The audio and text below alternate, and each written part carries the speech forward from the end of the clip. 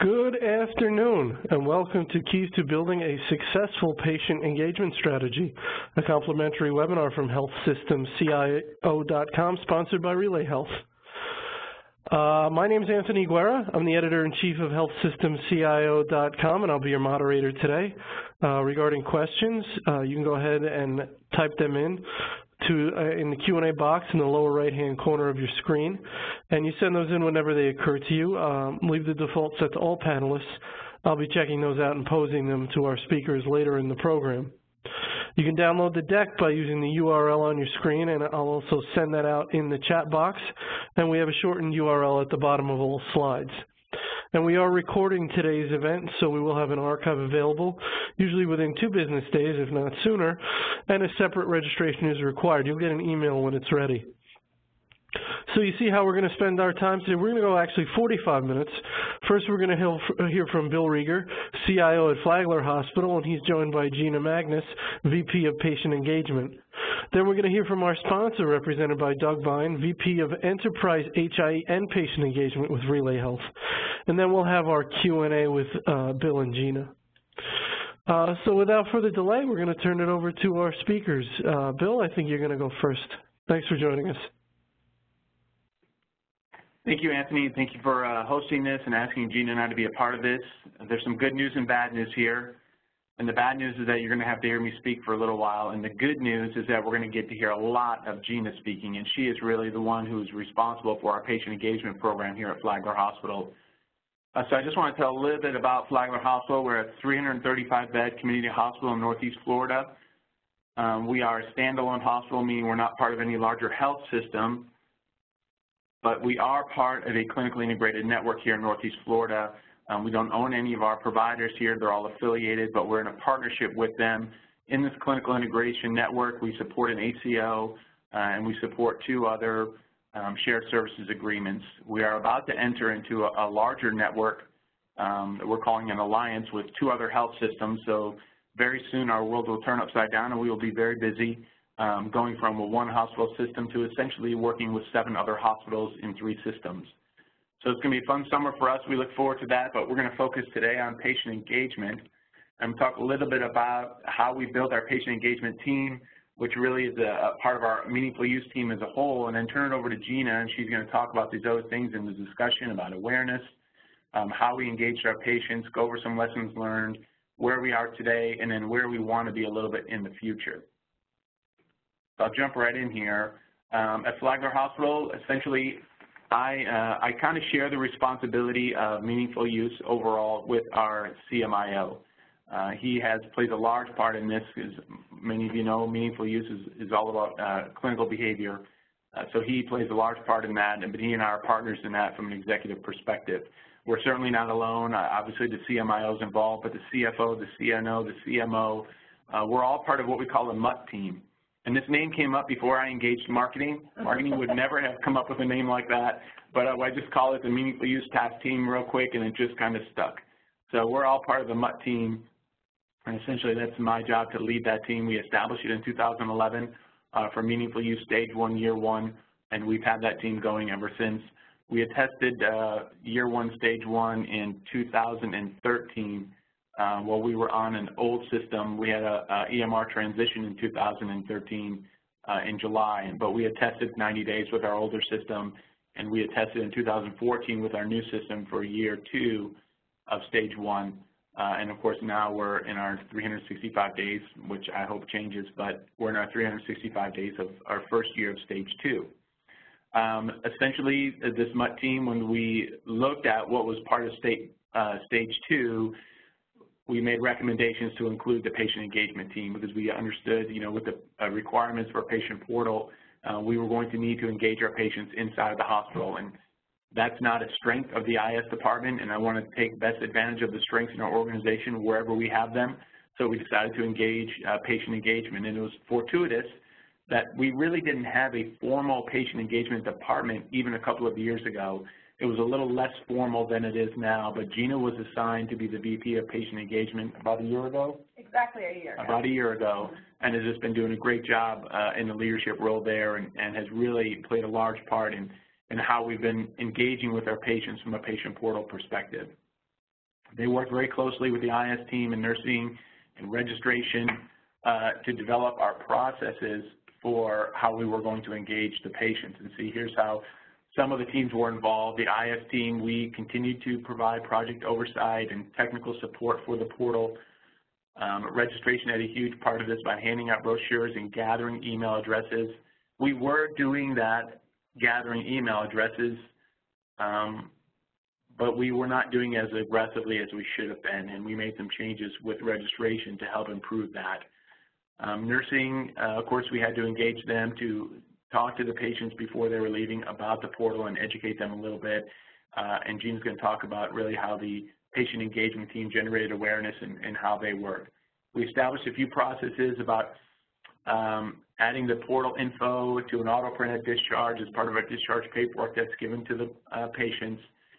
We had a huge effort to educate our nursing staff on how the portal works, at least rudimentary ways, so they have an understanding when they talk to the patients what's going to be available on the portal. Really, the nurses are the first ones to really engage the patient about the portal, so it was important they understood what was going on, and we made an education program around that.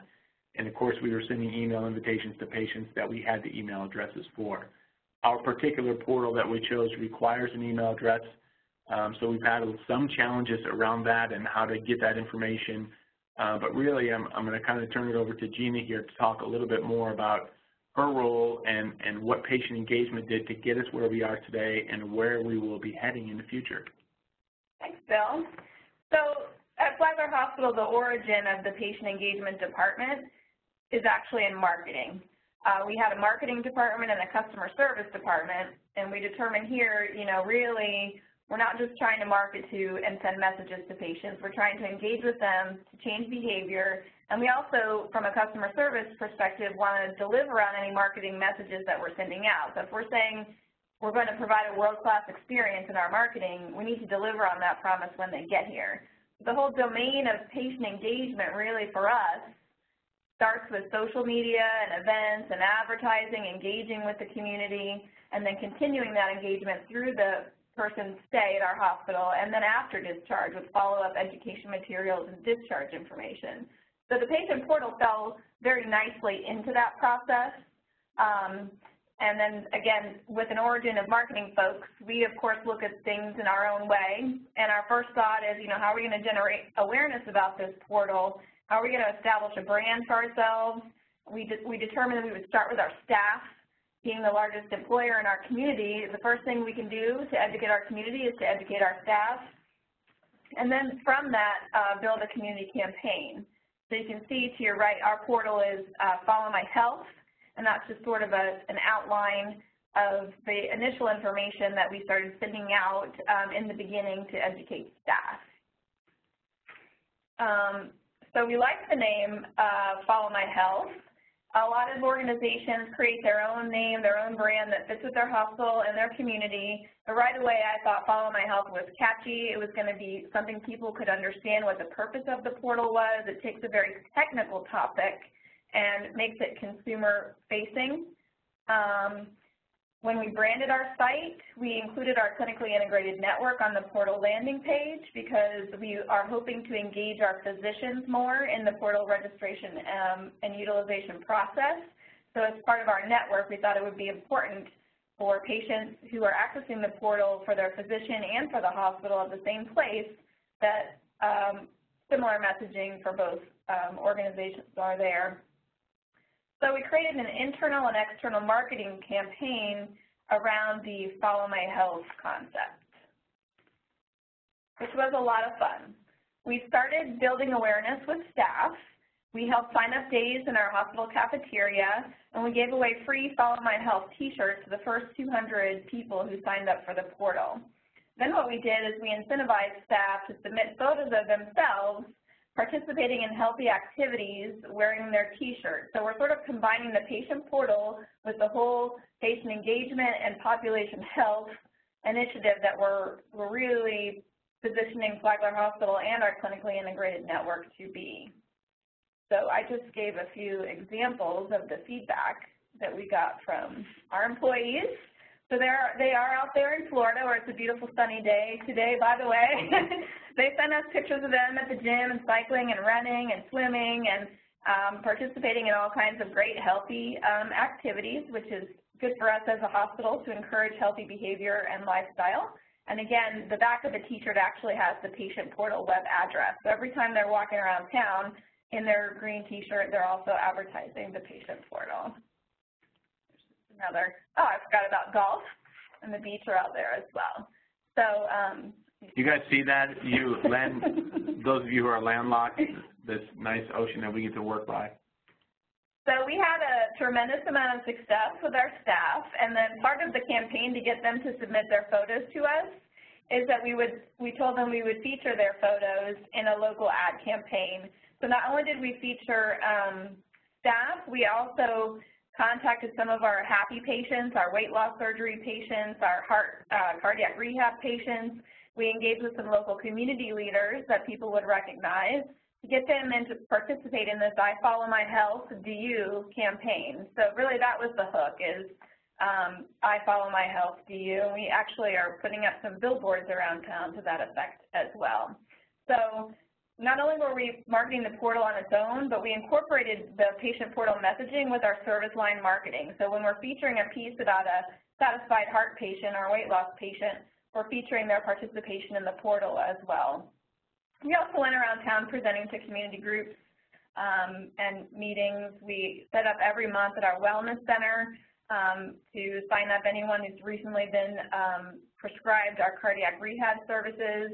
We used an easy and familiar URL, flaglerhospital.org/followmyhealth. So when we do radio ads, it's a really easy tagline to say, if you want to register for our portal, log on to flaglerhospital.org/followmyhealth. So I would recommend picking a place where people go that's easy for them to remember. But at the same time, with all this great work that we were doing, raising awareness and getting our staff involved and our community engaged, we recognize that just that awareness alone was not going to get us to the 5%, because we're really asking people to change behavior.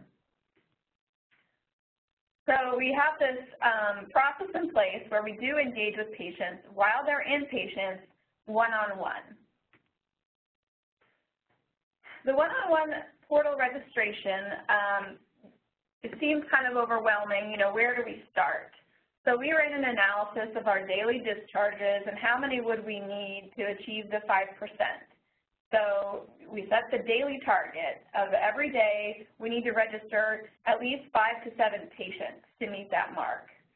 What we do is we generate a daily list of patients getting ready to be discharged, because if they're getting ready to be discharged, we know now they have information in their record, lab results, medications, things that they can look at. So every day we get that list of patients to be discharged. We start visiting the more well patients, such as maternity patients, bariatric surgery patients, joint replacement patients. One, they tend to be in a younger set where they're more open to online communication. And two, they're just in a better frame of mind and more able to interact, and you don't want to spend your time making a sick person try to get on a computer and work with something. So we start with those. We do, however, if we haven't reached our target of 7 in a day, we'll go back to the discharge list. The conversations, some people are hesitant to give out their email address to get engaged with the process. So each individual registration, view, download, transmit takes about 20 minutes. We utilize a mobile device. For Follow My Health, the tablets really worked better. We tried it with both iPads and tablets. We landed on tablets. So we have some folks from our team. They're not dedicated. It's not their whole job. But we all know as a team, we've got to register at least 5 to 7 patients today. So one of our staff members will grab a tablet. They go into the patient room. They log onto the patient portal site. They help the patient establish a username and password, request a connection with the portal. Then you have to go back to the administrative site and approve the connection with the hospital. And then you log out of the portal. And this was a lesson learned for us, is once you go in and you can see they're connected to the hospital, that does not count for the view, download, transmit. You have to go back in, so we have to sit with the patient with the tablet, and kind of let them walk back through logging in. We basically tell them, you know, we want to make sure when you get home that you can log in and see your discharge instructions. So we walk them through the process of logging back in, and it's at that point that the meaningful use mark is met. So to go on further with some lessons learned, patients often forget their username and password as soon as they get home, or actually sometimes before they're even discharged. So we developed a little card that you see to your right, and we provide that with their username and password. We do encourage them, and it says right on the card, to change the password when they get home for security purposes, because at this point our team is aware of what their password is. They've given us permission and they've asked us to help them. So we let them know, you know, you really want to, when you get home, change your password. Like I mentioned previously, patients are very hesitant to provide an email address. We're still struggling on the registration side with getting more email addresses. So we did some training with registration, and we included specific scripted language for them to say, you know, Flagler Hospital does not sell or distribute any patient email address information. Email addresses obtained will solely be used for our Follow My Health portal and for clinical education programs.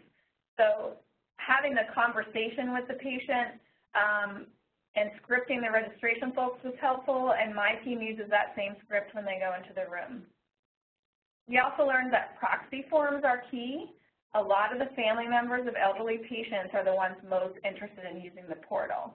So we work closely with our medical records department. They provide us the proxy forms. We get them signed, we give them back to medical records, and they have to approve it. So we do go through a lengthy process to help people become proxies for their parents to get into the portal. Brand awareness does help. When people have already heard of it, some of them in the room will say, oh, I saw an article about this in the paper, or I heard about it on the radio. They're more inclined to participate.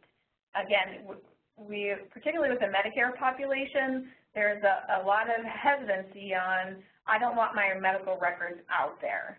So aligning it with a trusted source like the hospital and creating awareness where, you know, their friends and family and people they know are using it and they're still safe, kind of creates that framework around the process, which is positive.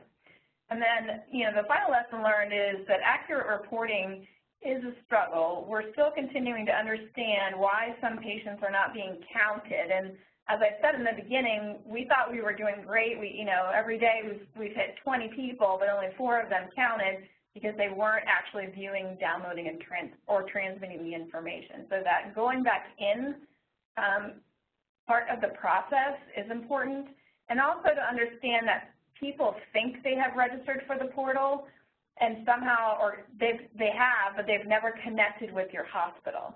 So unless they make that connection, they're not able to go in. And so we do have patients in-house who say, no, I've already signed up. And we always say, well, let's go in and check and see if you are. Not every portal works that way, but that in particular is the way ours worked. It's not specific to our hospital. We tried to purchase what we call a community portal, where we could have not only the hospital's data out there, but data from individual physician offices. The idea there is that it would work more like your bank. You have one login, and you can click down for your savings account, your checking account, your credit, your line of credit, all 4. You don't have to have 4 separate logins, and that's ultimately what we want for our community.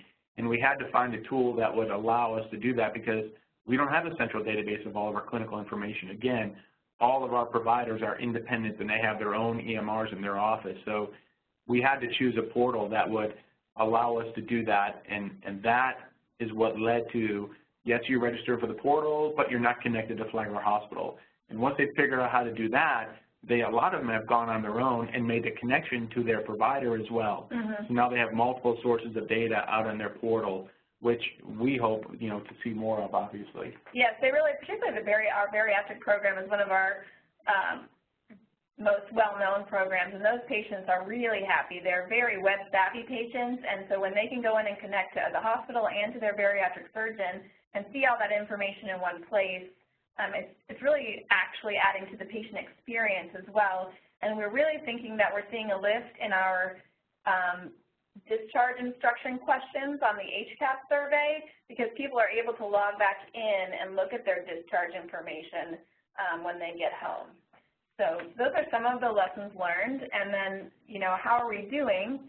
Thus far, we've had over 1,500 patients registered. We've had almost 1,800 people actually log in. Patients on their own have added 263 clinical items to their own health record. So they're actually using it. When they get home, they're logging back in, they're adding allergies, they're adding medications that they take, and as of today, I think we were a little over 7.3% meaningful use measure 2. So you can see the progress that we've made since we started going live October 1, and we're really, as you'll see on the next slide, targeting hopefully 15% by October of 2015. Our next step 2 is to send patient education information via the portal. We have a lot of great patient education videos. Let's say someone is diagnosed with CHF while they're here. If we could send an email via the portal, some educational materials have been added to your portal. It'll encourage more logins, and it'll also encourage adherence to discharge instructions and behaviors that we're looking for to reduce readmissions. We hope to acquire 60% of patient email addresses. Again, that is a significant challenge that I've talked to other hospitals that they're having about getting the email addresses and then sending out the auto invite. Increase the number of downloads of discharge instructions, again, with a focus on patients understanding how to care for themselves when they get home. Increase the number of physician offices utilizing our portal platform, which Bill and I just talked about. Increase online prescription refills, online appointment scheduling, and online bill pay utilization. So we have bill pay functionality now that's off of our main corporate website, but it is not at this point tied to the patient portal, and there's some things we have to work with our vendor to make that happen. But ultimately, you know, that's our goal to do that. Really, that's kind of the end of our slides. We just wanted to take you through the process that we went through to establish this, you know, patient engagement strategy and what we're doing ongoing to make sure that we manage it appropriately, and then what are our goals for the future. So I think that's about all we have, Anthony. All right, very good, Bill.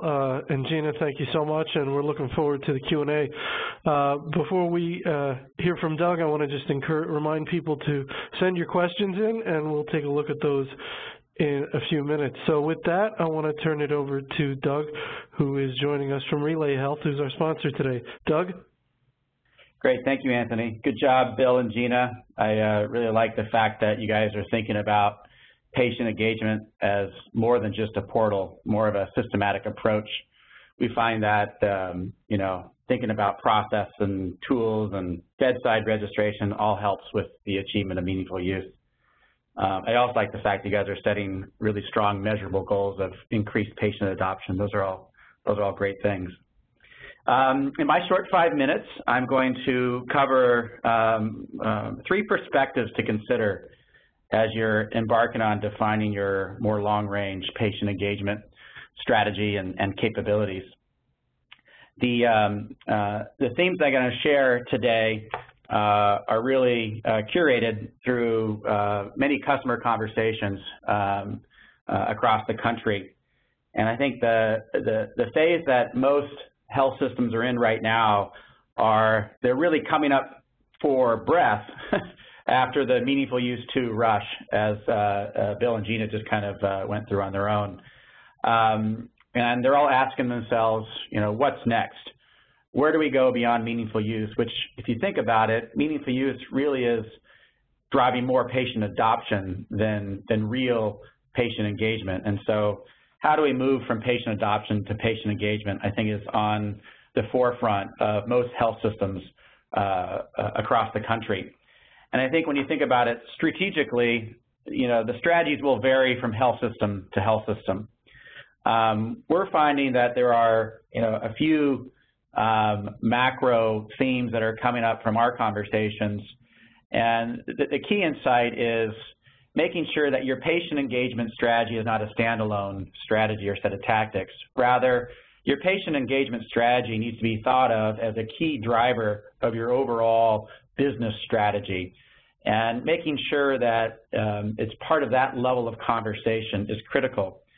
And when you think about when we think about the 3 kind of distinct strategies that health systems are trying to embark on. For example, if you're a regional care type of health system, really trying to build the brand within your community to increase your patient loyalty and attraction, what you're trying to do is really build that relevance between those office visits where life really happens. And thinking about patient engagement and how can you use patient engagement to, promote your different, your services across the health system to provide more guidance and support and tips to your patients and your prospective patients, and really promoting the health system as an integral part of their lives and their care, not just a destination for an office visit. And I think thinking about patient engagement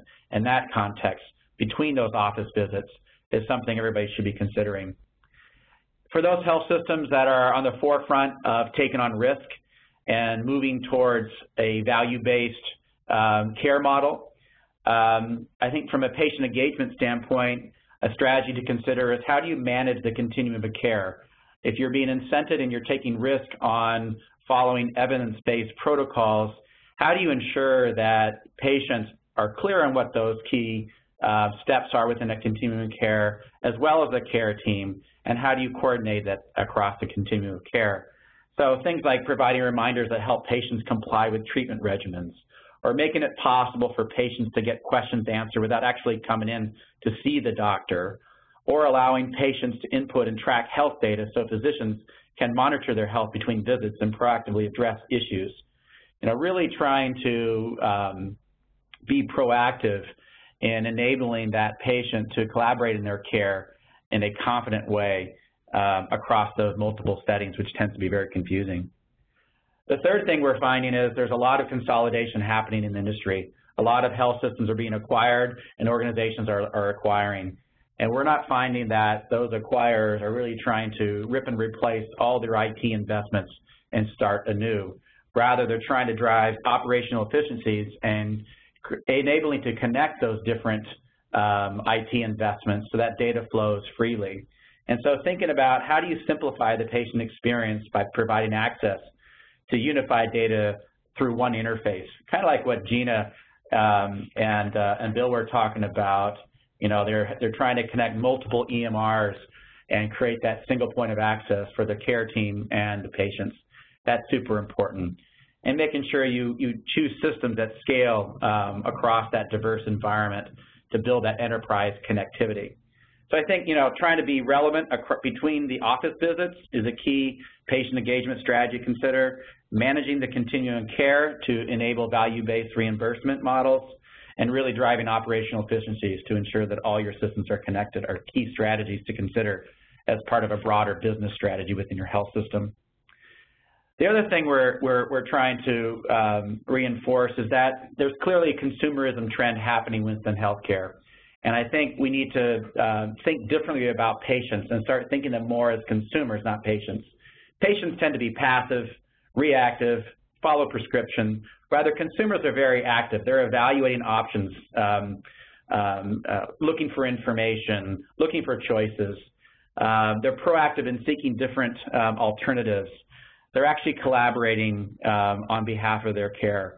And I think health systems need to think less as a delivery system, more as like what we would consider like a consumer packaged goods company, where if you think about P&G or PepsiCo or Coca-Cola, they've built billion-dollar businesses just on certain customer segments alone. And I think not all patients are going to have homogeneous needs.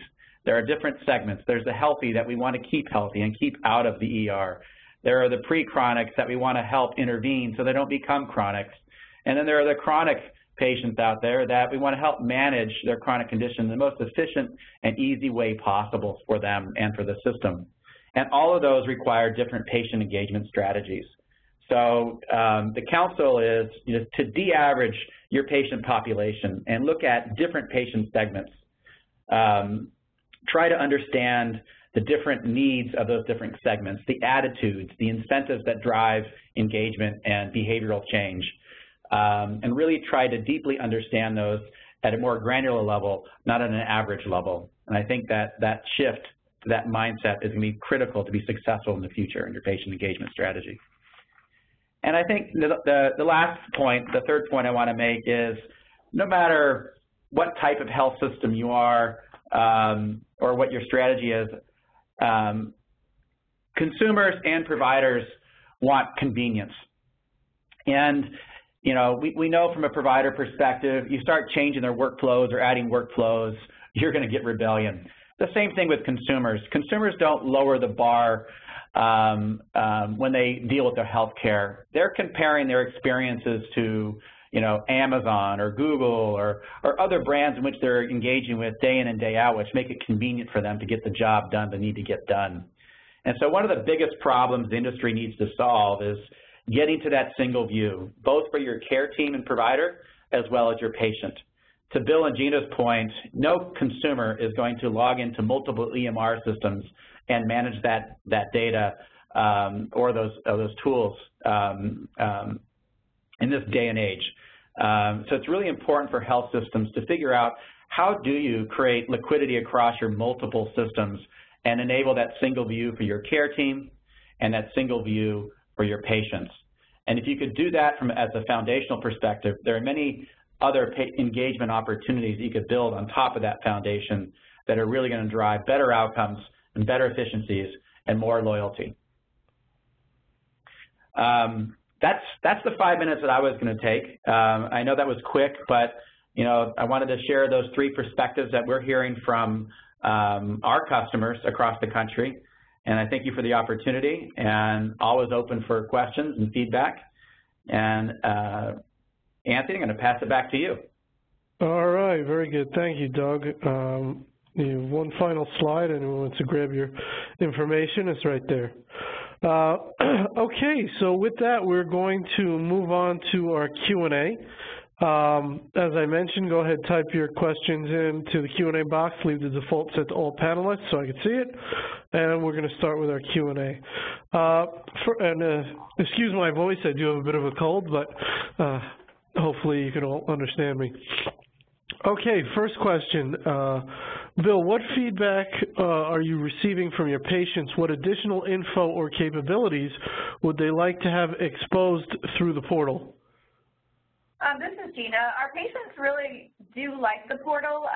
One of the things they would like to see are their radiology images, which are not available on the portal right now, but that's certainly something that we're working toward.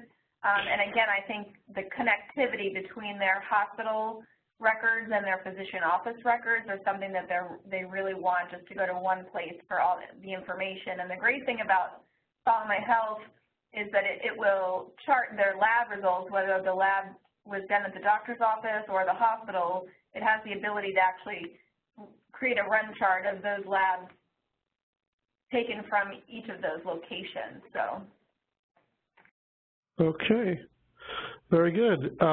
Next question, who consolidates or compiles the data from the multiple sources or the multiple providers? How is that accomplished? So the Follow My Health solution actually does that. So this process that we've gone through registration, you have to do that once to register to the portal. But then while you're in the portal, you have to request a connection to Flagler Hospital. You have to request a connection to a specific office. And we have to actually do some work with that office to create an interface to that office to make sure we can get that data from that office to the Follow My Health portal, much like all of you have had to do who has a portal. You need to create the interfaces to the offices, and they're all cloud-based, so it's not like there's a huge amount of infrastructure there, but there is a lot of configuration that has to happen, and we have provided the offices some support to get that configuration done, but essentially that's how that happens.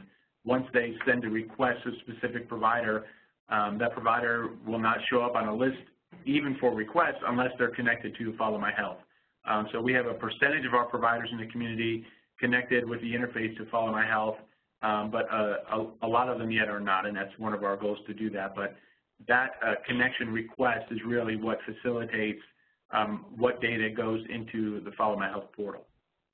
Yeah, this is Doug. Let me just build upon that. As you evaluate your different portal options, there two kind of camps. There's the tethered portals, which are typically single point portals, and then there are the untethered portals, like what Gina and Bill have been using, where the connectivity provider connects these multiple EMRs, and through data acquisition and aggregation techniques, they're able to use identity management, parse the data, and present it in that single view to your patients and your providers. So think about that as two different portal solutions, tethered or untethered, and it's the untethered options, like Follow My Health, like Relay Health, and others that aggregate across multiple systems.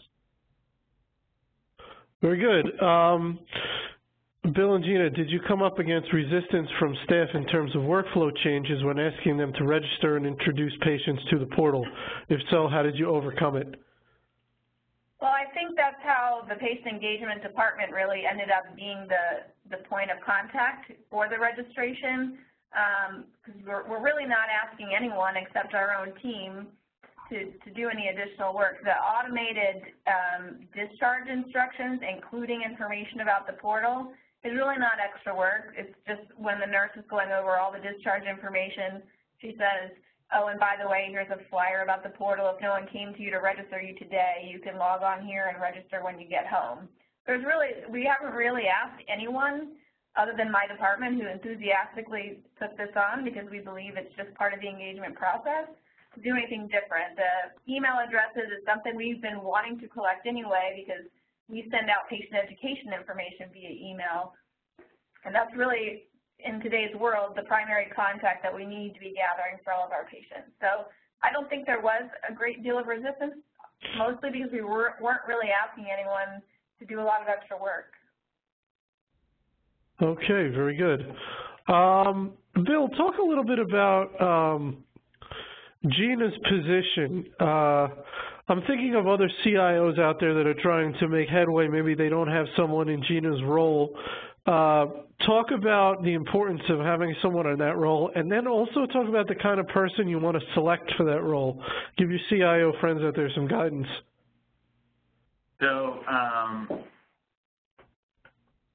short of Ginas Role, I think we would have had a very hard time accomplishing this. You would have had a bunch of programmers and Citrix support guys out there trying to talk to patients and have them join the portal. That would have been a disaster. So obviously most of the technical people are not the right people to be going out there trying to engage patients, and I'm not, I'm kind of being silly. I know no one really did that, but what I've heard other organizations do, and I know that our portal provider and probably Relay Health offers this service as well, but they will offer some staff members to come to your hospital, some patient engagement team members, if that's what you would call them, and they would come and help you. They would literally live in and out of your hospital and help you essentially get patients to create that login to the portal. I've heard actually several CIOs I've talked to have gone that approach where they didn't necessarily have a patient engagement department. But there's got to be some area in your hospital, especially with the, the advent of HCAPs. I know that's not a new thing. That's an ongoing thing that's been here for several years. The whole idea of patient engagement and patient experience is not necessarily new. Maybe 10 years ago we weren't thinking about it in terms as we are right now, but by now most hospitals have some kind of focus on the patient experience or patient engagement, done construction work to make the rooms nicer and more like a hotel than anything else. This is a season we're going through as an industry, trying to make things more consumer friendly, as Gina was saying, and I agree with that. And the way we've embraced that is by having a patient engagement department. Now, the default for that may be the marketing department. There may be other departments that kind of default to that. But unless you as a CIO have a specific strength in communications and engaging patients in this way, it may be a role that you go talk to your CEO or your immediate supervisor and say, hey, this is a gap, and it's not in my skill set, or it's not one of my strengths to go do this, and we need to fill this gap, and collectively think who in our organization could help us do this, or come up with some strategy to backfill the gap that's needed for patient engagement. Whether you have a patient engagement department or not, there is a gap there if you cannot find a way to engage your patients in this way. And we are just very fortunate to have someone like Gina on our team already who is doing, leading our marketing communications team. Next questions come in for Gina. Do you use any external resources like consulting companies to create your strategy? And the second part of that question is, which part of the project took the most time and resources? We don't use any outside consulting firms. We did, try to learn from best practices of other hospitals who had gone through this process. So we talked to a lot of people, and I think we came up with a pretty unique engagement plan with the I Follow My Health DU. What was the second part of the question? Which part of the project took the most time and resources? I think the toughest part was in the beginning when we started registering patients. First, we were using iPads. We found that was not working well with our product at all. Then we had to order tablets, and then really the logistics that, if you look at our line chart, we started this in October, but we did not really take off for a couple of months because there was a lot of time spent in figuring out this process and how do we help them get their username, how do we, log them into their email, just the logistics of getting that meaningful use down to a science where that we can go in and accomplish it. That was really, I think, the most time consuming. Yeah, it's like we had a plan to do that, but it failed, and we had to, kind of punt and realize that failure quickly and make modifications quickly to keep the momentum that we were going. Life's not about whether you pass or fail. It's how you respond to some of those things that aren't working out as well as you want to. And, we all pretty much here have a good working relationship with each other, and that foundation allowed us to have some difficult conversations perhaps and not be offended and not say, your stuff's not working, get over here and fix it. We were all marching in the same direction and just looking and seeing what worked and what didn't and how quickly can we respond to what's not working and put something else in place, or at least try something else that might be working. And getting rid of the iPads and getting onto the tablets was something we were able to do quickly. And finding out the nuances of reporting that Gina was talking about, we were able to resolve relatively quickly, but that took a team effort. And so, that was really, I think, probably the hardest part of it is getting through those stumbling blocks there and keeping our eye on the ball and keeping moving forward. And I have to say, I can't stress how important the daily reports are because, we have this target and you can't just let one day or 1 week go by because your overall meaningful use number is going to dip and it's hard to catch up. So we get daily reports on where we stand, how we did that previous week and where we are that day and where we are overall. And I think that sets the tone with the staff too. It gives them a target to go for and keeps the communication open. Very good. Real quick as a final question, we just have a minute left. Talk about any best practices you can in working with the marketing department. I think you said that the genesis of this came out of the marketing department. I would imagine a lot of folks, a lot of CIOs that have come up through IT, which most have, are not super comfortable with marketing, maybe don't know a lot about it, or working with the marketing department. Just your thoughts about engaging with marketing and making sure things go in the right direction. Well, just to be clear, here at Flagler, our marketing department is our patient engagement department. We are one. So I think, the conversation is how IT works with whatever you call it, whatever those marketing or patient experience or patient engagement people are. I mean, from my perspective, it's a matter of leveraging the best strengths you have in your organization. And that means you're going to have to say to yourself, this is not my strength, and be okay with that. And the longer you struggle and try to force something to happen where you may have better resources in your organization, the more you're going to struggle as an organization. So the best thing I could do is say, okay, this is a great strength of Ginas. Let's leverage it. She's engaged. She wants to work. 9 months ago, or actually 4 years ago when I first got here, we leveraged Gina and her department when we did our EMR transition. And I mean, we just started right away and recognized that there's a strength there, and let's utilize it to the best of our organization. You'd really be doing your organization a disservice, I think, if you try to tackle, marketing some of your IT projects when you may have some great resources in your organization who could do that better than you can. So it's a matter of recognizing what your strengths are or aren't, and then looking into your organization and finding out where those strengths are that you can leverage to best keep things moving forward.